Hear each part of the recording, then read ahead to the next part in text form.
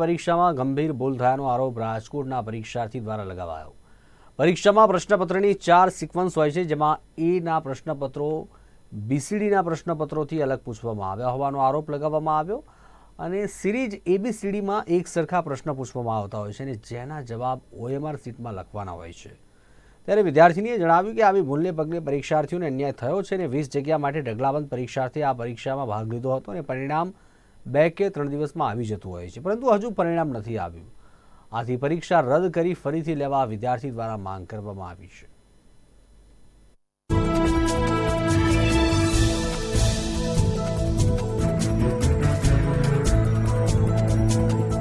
હું 17/12/2023 રોજ વીએમસી ની એક્ઝામ આપવા ગઈ હતી, જે ફાર્માસિસ્ટની હતી, ક્લાસ 3 ની।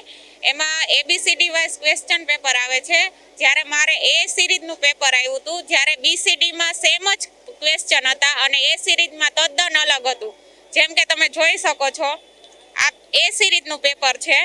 એ સિરીઝમાં આખું ગ્રામર જે ગુજરાતી છે એ આમાં છે જ નહીં। જો આ પહેલો ક્વેશ્ચન વાંચો, કન્યાદાનમાં કયો સમાસ આવેલો છે, તો બહુરી। આ ક્વેશ્ચન આ પેપરમાં બી સિરીઝમાં ક્યાંય છે જ નહીં, બીસીડીમાં ક્યાંય છે જ નહીં, એટલે આ એ નંબરનું જે ક્વેશ્ચન પેપર આવ્યું છે તે તદ્દન અલગ છે બીસીડી થી। એમાં એવું હોય, હું જે સ્કૂલમાં આપવા ગઈ હતી એમાં 300 વિદ્યાર્થી હતા અને મારા ક્લાસમાં 30 વિદ્યાર્થી હતા।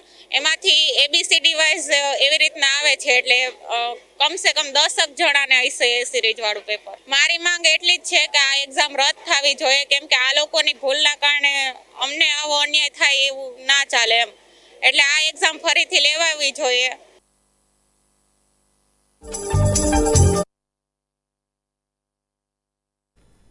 પાલનપુર તાલુકાના સેજલપુરા ગામમાં માથાભારે તત્વોના ત્રાસથી ગ્રામજનો ત્રાહિમામ પોકારી ઉઠ્યા।